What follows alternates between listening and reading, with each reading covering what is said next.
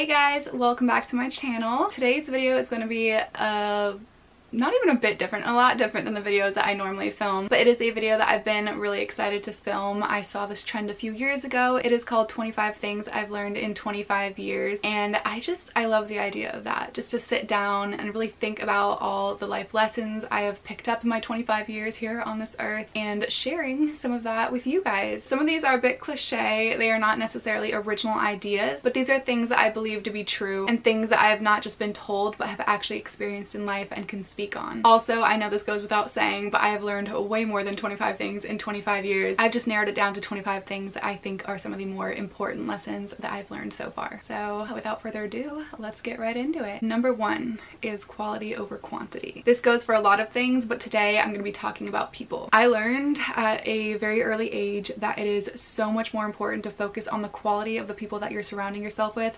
rather than the quantity. Be selective about who you give more of your time to, your effort to, your trust to, your body to, because ultimately these people are going to be some of the biggest influences in your life. They will either influence your life in a healthy way or a toxic way, a productive way or a lazy way. So really make sure that you're surrounding yourself with quality people. You could have like 20 friends that you hang out with all the time and you might really love them, but if they're lazy or toxic, always causing drama or getting in dangerous situations, then they are more or less dragging you down in life or holding you back. But let's say you have 3 friends who really have drive, maintain healthy relationships, and genuinely want the best for you. If you have that, then you're already winning, because these people will inspire you and motivate you and support you through the good and the bad. And that right there is one of the most valuable things that you can have in this life. If you see me looking down, by the way, it's because I have my list on my phone. Alright, so in no particular order, number 2, feeling is the way to healing. And time. Time really does heal most things. But feel your feelings. They're valid. You're human. You're not a robot. They're there for a reason. They help you release, they help you process, they help you bond with others, they help you heal. I know a lot of people don't like to feel their feelings and they suppress them or they bottle them up. They drink from a bottle to try and forget them. They might take drugs to try and escape. They might party every night so that they're not alone in their thoughts. I get it. It's not always a fun time to feel things, but it's so human and everyone feels the same things, just at different times and at different intensities. I mean, some people may never experience the exact same feelings as others. Not everyone's going to experience the loss of a child, for example, but the overarching emotion there is grief. And I believe that almost everyone, if not everyone, experiences grief at some point in their life. And in my experience, you've got to feel to heal. Even if you never fully heal, it's better to have gotten there than to be stuck in the same place, trying to push it all down and drown your sorrows. It's also a really incredible experience too once you go through a healing process, because you're then able to see how much you can handle as a person. Not that you would ever want to handle it again, but you feel strong. You feel proud of yourself. You know, you have overcome such a big thing. And going through a healing process is one of the hardest things we have to do as humans. I mean, why do you think so many people try not to have to do it? It's a really powerful thing to be able to face that fear or that sadness or whatever you're going through and say, you know what, I'm gonna get through it. I'm gonna face it and I'm gonna get through it. Number 3, you can't save everyone and everything. I'm the type of person who always tries to help, whether it's a friend struggling with something in life or an ant drowning in a puddle. I'm always trying my best to be there in any way that I can. But at a certain point, you have to realize that it is not your responsibility to make sure that everyone and everything is okay. I mean, let's say, for example, you give a friend of yours some really solid advice. You know, her boyfriend's been cheating on her over and over again, and you say, look, it's time to dump him, leave him, you know?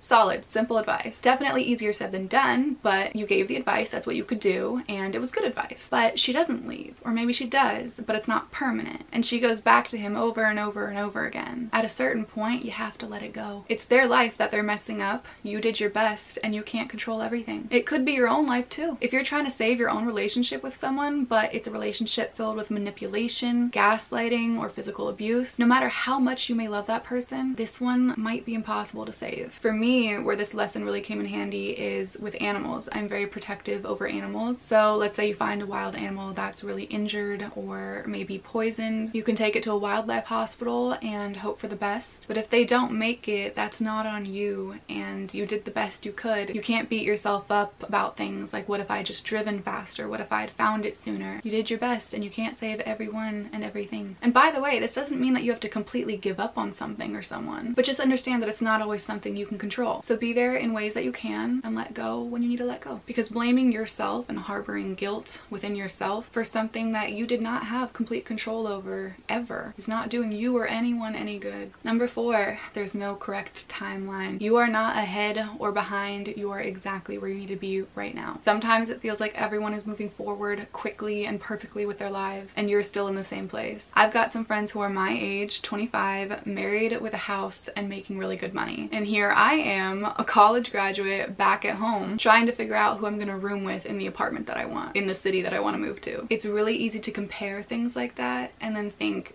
damn, where did I go wrong? But you know what? If I had to choose, I would choose my life. My friends are really happy to be married and have a house and have really good jobs, but I wouldn't be, at least not yet. I'm not ready to be married. I don't want to be tied down to a house. A high-paying job would be nice, but I also know that the type of jobs that they have would make me miserable. And you know what? Even if I did want all of those things that they have right now, it still doesn't need to make me feel behind. I mean, I try not to think about great picture things like, oh, the majority of people at 25 are not married and have a house and have a high-paying job. Like, don't worry, you're fine, because that's still also kind of suggesting that there is a timeline that, you know, most people follow. So I'm not even gonna look at it like that. I'm just gonna say, what if I wanted all those things right now that they have right now? Instead of feeling like I am behind, I try to look at the fact that I am so lucky to be surrounded by these people who are successful and inspire me and motivate me and support me. That is already going to be so helpful. They're there for any advice if you want to ask them, like, hey, how did you get this job? How did you find that house or decide on that house? I saw an interview with Judge Judy who said it perfectly. So I'm gonna insert that clip and let you guys watch it real quick. If you didn't make it in your 20s, you can make it in your 30s. And if you didn't make it in your 30s, you can make it in your 40s.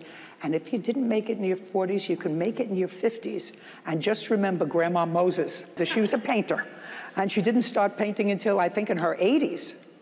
And one of the most prolific painters. It's never too late. Never too late. Never So too have late. fun. That's what it's all about. Number 5, choose your words wisely. Don't say things you don't mean, because you can't ever take them back. Even if you think you mean it, just step back and take like 2 seconds and think about if you'll mean it in an hour or tomorrow or in a week. It doesn't make you weak to not throw an insult. It actually makes you stronger. And even if you apologize for something you said, even if you say you regret it or you didn't mean it, that damage is done. Saying something just one time can affect someone else for a lifetime. So choose your words wisely. Even if you do mean it, choose your words wisely. Number 6, never make a big decision when you're emotional. This could mean emotional as in very upset or emotional as in very happy. Either way, don't make any big decisions when you're emotional. Also, I'm just gonna throw this in, don't make any promises either when you're emotional. Wait until you're back in a little bit more of a neutral headspace and then think about it again before you make that decision or that promise. Number 7, things always have a way of working out. I didn't believe this for the longest time, and I actually credit my ex for teaching me this. I did believe and still do believe that everything happens for a reason, but I didn't always believe that everything has a way of working out. But time and time again, it just did. Even if it takes months, even if it takes years, even if it seems like there's no good way it can work itself out. It may even work out poorly, but somehow you'll see later down the line, it's best that it did. Maybe that rejection or whatever it was opened up the door to something even better. So go with the flow and try to keep an open mind. I know it's hard sometimes. It was really hard for me, but the more I do it, the easier life has become. It's crazy. I know it's not always easy, especially if, you know, you've been working hard on some plans and those plans go to complete shit. But there's a saying, if you want to make God laugh, tell him your plans. I'm not religious, but I love that saying because the whole point of it is just that you can plan all you want, but whatever is going to happen is going to happen. And you can either let that completely ruin your day or your trip or your wedding, or you can just roll with the punches, ride that wave of life. What's another one? Let the wind blow you where it may, and just make the best of it. Because if you don't at least try, you're just gonna have a crappy day. And if you don't watch out, that one crappy day is gonna turn into one crappy day after another. So try to take it easy, try to go with the flow, keep an open mind, and just know that things always have a way of working out. Number 8, you never have to live the same day twice. And on the flip side, actually, you never get to live the same day twice. I mean, it could be the worst day of your life, and the next day isn't necessarily going to be easy, but at least you never have to live that first day again. And after that next day, you never have to live that day again. Eventually things get better. And one day it might be the best day of your life. But the same goes, you never get to live that day ever again. You may have all the pictures, all the videos, all the memories, but you will never live that same day again. So really try to be present. And on the roughest days, just remember that nothing stays the same forever. Just take it one day at a time. And along those same lines, actually, as you're taking it one day at a the time. You might be reaching for a big dream or goal of yours, and hopefully one day you get there, you achieve it. And of course, when that day comes, it'll be amazing. But at a certain point, you might look back and realize that the climb to that goal was more exciting. Same goes with buying luxury goods, starting a new relationship. They all level out as time goes on. So really just try to take it all in every single day, the good and the bad. It's the human experience. Number 9, actions speak louder than words. People can talk. Boy, can they talk. People will tell you that they love you, they'll never leave you, that you're everything they've ever been looking for, and they'll still cheat. People will promise to help you with something, show up to an event of yours to show their support, and when the time comes, where are they? I mean, sometimes there's a legitimate, very serious, real excuse as to why someone couldn't make it. And I mean, with things as silly as like promising to go to Target with your friend, if you're just having a rough day and you just want to stay in bed or stay on the couch, I mean, that's reasonable too, you know? Set some boundaries. You don't always have to go and please everyone. But my whole point is just that actions speak louder than words. Show up to the piano recital. Help your friend move out of their apartment. Don't cheat. Just prove it. Don't say it, prove it. Because you know what? Contradict yourself enough times and no one's gonna believe you anymore. Number 10, people change. They might change the way that they dress, they might change their interests, they might change their values, they might change the way that they feel about you, they might change political parties, they might change the way that they identify. And it's up to you to either accept that and accept them for who they are, or to move on and let them go. What you can't do is try to change them back, or change them in any way to suit you and what you want. You either accept it and move forward, or you let it go and move on. Number 11, communicate. Communication benefits you as much as it benefits others, and is single-handedly the one thing that I think could save humanity. Honestly, that and understanding. Communication and understanding are so important. If something is bothering you, communicate it. If something is making you really happy, communicate it. Not only does communicating help you because you're expressing yourself and what you like and what you don't like, which is quite a liberating feeling, but it also helps others to understand these things and to work with that. I truly believe that so many problems could be solved with open and honest conversations. Something I want to add is a quote that I read somewhere that said something along the lines of, the biggest communication problem that we have is that we do not listen to understand, we listen to reply. And that is so true. Communication, listening, and understanding are so important. Also, actually, knowing when to stop communicating with someone and just let it go. Another quote that I read once somewhere said something along the lines of, I've realized that communication is not what is key, it's comprehension. You can communicate all you want, but if the other side is not comprehending, what's the point? So don't drain yourself just communicating and talking in circles and circles if the other person is not willing to understand or comprehend. And I'm talking more about personal life, not big picture world issues. I'm talking about when you need to just let something go from your life, you know? I'm gonna follow that up with just one more quote that I think drives the whole topic home. People who get you will understand even if you speak imperfectly, but people who are determined to misunderstand you will, even if you speak perfectly. So speak freely. I don't know, just something to think about. Number 12, your happiness is your responsibility. I have fallen into that trap before, where you expect your best friend or the person you're with to magically make your life better and make you happy. And if they do something wrong, I shouldn't say wrong, let's say something that's not to your liking, you can get upset and be like, damn, this person's supposed to make me happy and they just don't. Well, let me tell you, unless that person has fucked you over, or they're gaslighting, manipulating, and just genuinely being a shitty person, their actions and their words, or the lack thereof, shouldn't be drastically affecting your mood. Yes, they could say something that hurts your feelings, or do something that wasn't the nicest, or maybe you even feel neglected. Whatever it is, your overall happiness shouldn't be something that you rely on other people for. Find hobbies that you like to do that bring you joy, or maybe find a show that you like to watch only by yourself that brings you happiness, you know, not always something that you need to share with someone else. Work on yourself. Have goals, aim for those goals, accomplish those goals, fulfill yourself by yourself. Of course, others are going to bring happiness and fulfillment into your life. That's one of the wonderful things about having others in your life. But something that I've discovered in my own life is how amazing it feels to be just as happy by myself as I am with other people. It's a different kind of happiness, but it's the same amount of happy, if that makes sense. Number 13, take the weekends to build the life you want instead of escaping the life that you have. Let me just preface this with the fact that I love escaping. I love distracting myself from some things that don't make me happy. But in the long run, if you're not actively working on changing the things in your life that you're not happy with, then you're gonna be stuck with that life. I mean, take me for example. I have a job that I do Monday through Fridays and some weekends, and it makes me the money that I need to live off of. But on the weekends that I have the time and the energy and I'm not spreading myself too thin, I sit here and I film these videos, because to me, being able to travel and film it and share it with you all, or share some of my favorite products or styling tips, share lifestyle tips in general, and also just to entertain you, that to me is ideal if I can make a living off of it. I do make some money from YouTube, but it's not enough to live off of. So I work and I do this on weekends, and maybe, just maybe, it'll pay off and lead me to the life that I want. Your dreams will not work unless you do. So if you're unhappy with the life that you have, take the weekends to build the life that you want instead of escaping the life that you have. Number 14, be a little extra and be a little spontaneous. Life is simply too short not to be. Put in a little more effort and do the fun thing. It makes life more interesting and makes for way better memories. I have found that people often joke around saying things like, oh my god, what if we did this? Or how crazy would it be if we did that? And then you laugh about it, you move on, and you end up doing the same old regular thing that you always do. For example, you could go to the movies, or you could go to the movies in onesies and slippers with a meal that you cooked at home that you snuck in. Or you could go to Starbucks every day and order the same coffee in the same boring cups. Or you could buy a reusable one and deck the shit out of it in crystals. Or you could have a friend of yours comment something like this on one of your posts, and you joke around together and leave it at that. Or you actually book the flight and you go see her. Obviously only if it's within your means, but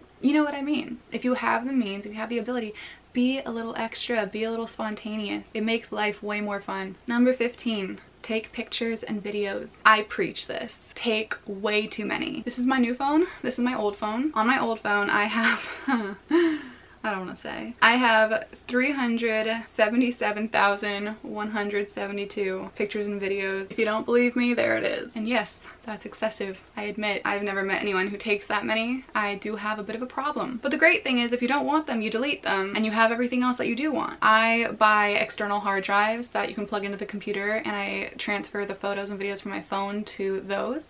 I also try to have backups of those in case they crash. And if there's any photo that I love, I will sometimes print it to have it in person. And this is because I have learned that you don't always realize just how important pictures and videos are until they're the only thing that you have left of someone or something. Number 16, fix your attitude. You're ruining your own day. It's okay to be upset.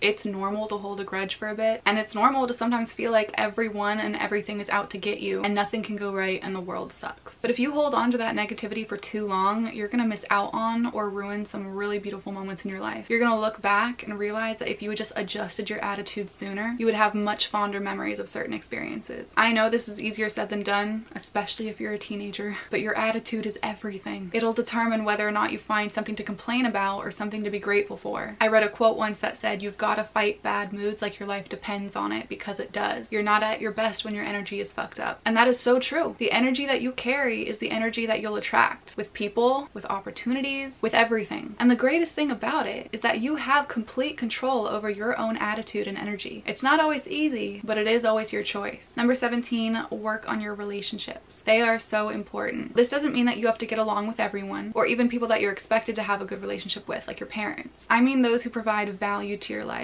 and support you and make you happy. They should be one of your priorities. Sometimes life happens and you lose touch. Sometimes arguments happen and you stop talking for a while. Sometimes you marry your best friend and then stop trying. And I don't mean like with your own hygiene. You might, but I mean with your pursuing of them, the effort that you put into them. Reach out every once in a while to people that are important to you and that you haven't heard from in a bit, and keep putting effort into the relationships that you value. I've noticed that when my relationships with others are strong and healthy, I feel so much more fulfilled and happy. Also, on a bit more of a networky note, it helps to know people and be on good terms with people. Keep your good relationships good, and maybe one day through someone you know, you will meet someone who's able to offer you your dream job. Or maybe you'll meet your future spouse. Or maybe if you hit a really rough patch in life, those people that you've put all that love and effort into are gonna be there for you until you're good again. And after that, hopefully.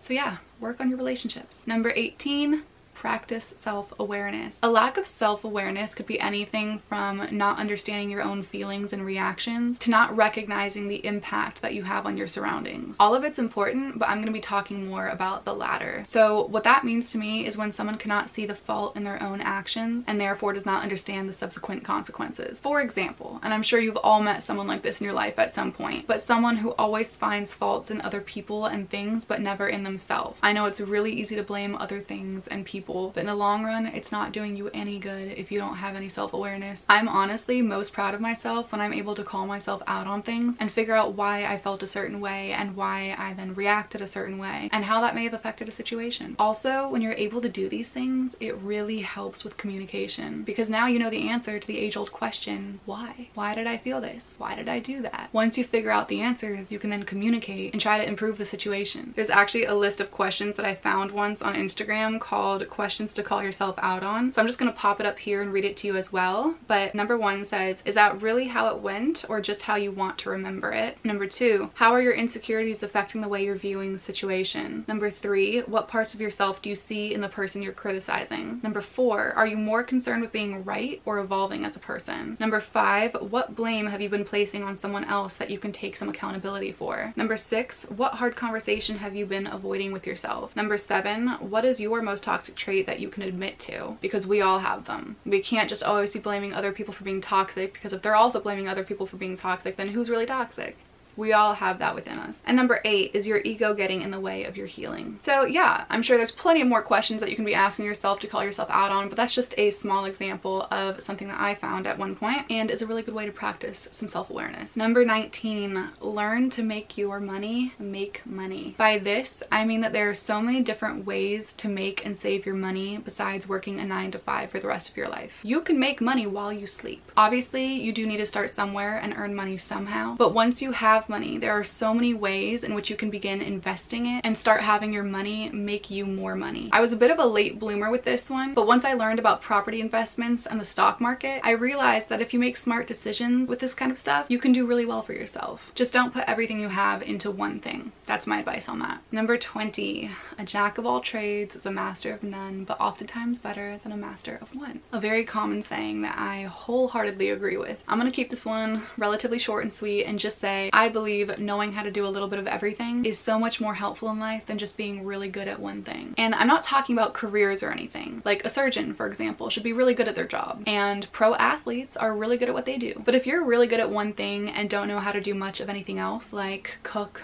or change a tire, or unclog a sink, you might find yourself struggling a bit in life. Now, those are just examples. I personally do not know how to change a tire, but I would love to learn. And that's all I'm saying. Just learn a little bit of everything, you know? It's important to be able to do a good amount of things on your own and be self-sufficient to an extent. Number 21, self-care shouldn't be a remedy. It should be a lifestyle. Sure, there are days where you want to pamper yourself, do a face mask, take a bath, get your nails done. And yes, that is self-care, sure. But if you're only doing that like once every few weeks and the rest of the days you are not giving yourself enough sleep, not fueling your body with healthy food, and not checking in with yourself mentally about how you're feeling, what's the point of having nice nails? That should be the icing on the cake of self-care, not the only self-care. And by the way, when I say self-care should be a lifestyle, I don't mean you need to wake up at 5 a.m. every morning and go work out and then come home and have a green juice and look in the mirror and give yourself affirmations for 10 minutes. I mean, if you do that already and you love it, go for it. But I mean, just have like 1 or 2 things that you do every day that keep you happy and healthy, physically and mentally. One of them for me is watching TV, specifically a comedy of some sort, a show or a movie or a YouTube video if I don't have a lot of time. Just anything to escape with for a little bit and make me laugh. Another is actually blasting music in my car on the way to work. I sing at the top of my lungs and it feels like heaven. But yeah,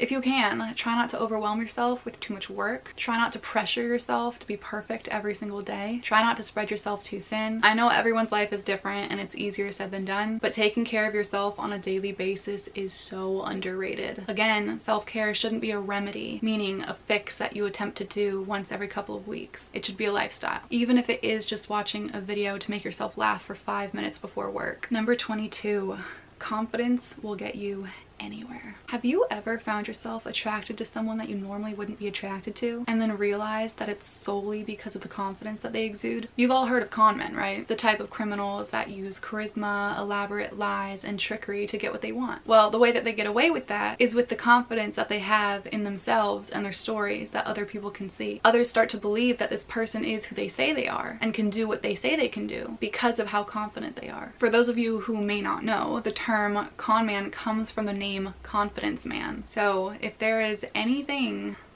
or anyone that you want in life, let me tell you right now, work on that confidence. It's not always easy. I say that about a lot of these things because it's true. We all have flaws, we all have insecurities, so just fake it. Fake it till you make it, because I can personally vouch for the fact that if you fake it, one day you're gonna wake up and realize that you're not faking it anymore. And what a wonderful day that is. Number 23. You can't hate yourself healthy. I have struggled with a little bit of everything. Some depression, some weight issues, anxiety, some odd health issues. And even though issues like these may have not been your fault, I do believe that if you are unhealthy and unhappy, it is your responsibility to at least try to figure that out. When I was at my lowest, I was simultaneously dealing with a weight gain of 25 pounds, some minor depression and anxiety, and some relatively serious internal physical health issues. And some of those were my own doing. I had a very poor diet and was not exercising anymore. And even though the depression and anxiety were triggered by external things that were not in my control, they were definitely exacerbated by the fact that I already felt shitty about myself, about my choices, about how I looked at that point, and about the physical pain I was in. And it wasn't until I got sick and tired of my own shit and started making changes that everything started to get better. I learned how to cook a lot of new things, healthy things. I started working out in a regular and maintainable way, and I lost the weight. I gained more energy. I felt healthier from the inside, and I felt proud of myself again, and I felt in control again, and that really changed things for me. I talked to a few doctors about the internal physical health issues I was dealing with, and we more or less figured that out. I'm still kind of dealing with some of that, so I can't say that I'm completely back to normal, but I'm the closest that I have been in a long time. And I must say that the disappointment that I felt in myself and the way I kind of hated myself for a little bit for what I had let myself become is completely gone. I love myself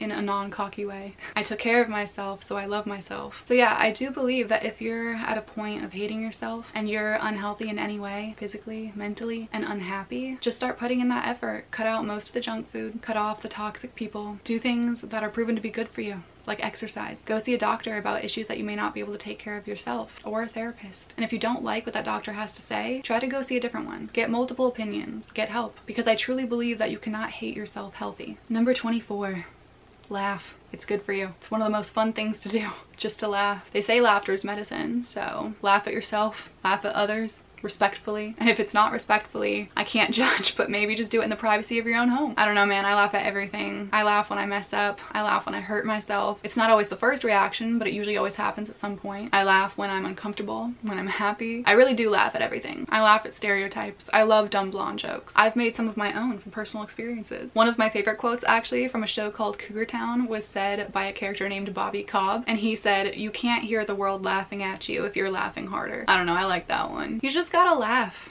Because yes, some things do need to be taken seriously. But at the end of the day, and I mean at the end of the day, what is all this anyway? Whether you believe in a god or you don't believe in anything, you can't deny that we're all just a bunch of cells clumped together spinning around on a floating planet. We're literally all the same, yet every single one of us is different. We all fit into categories. We all probably have someone who looks exactly like us on a different continent or a different state, city, or within the same block, and you just don't know it. We're all unique and one of a kind, yet none of us are particularly special. We're all just one of 7.8 billion humans, and we all have problems. And if you can't just sit down at a certain point and laugh about all of it, and I don't mean like, haha, we're all fucked. I mean genuinely laugh at the absurdity and gloriousness of life, I cannot relate to you, my friend. And I think you should give it a try. It's very liberating. And that brings us to number 25. You are the only permanent thing in your life. So you better love yourself and you better look out for yourself. Learn to be comfortable alone with yourself. Be your own best friend. I literally crack jokes to myself and then laugh to myself and then tell myself that I'm funny. And I mean it.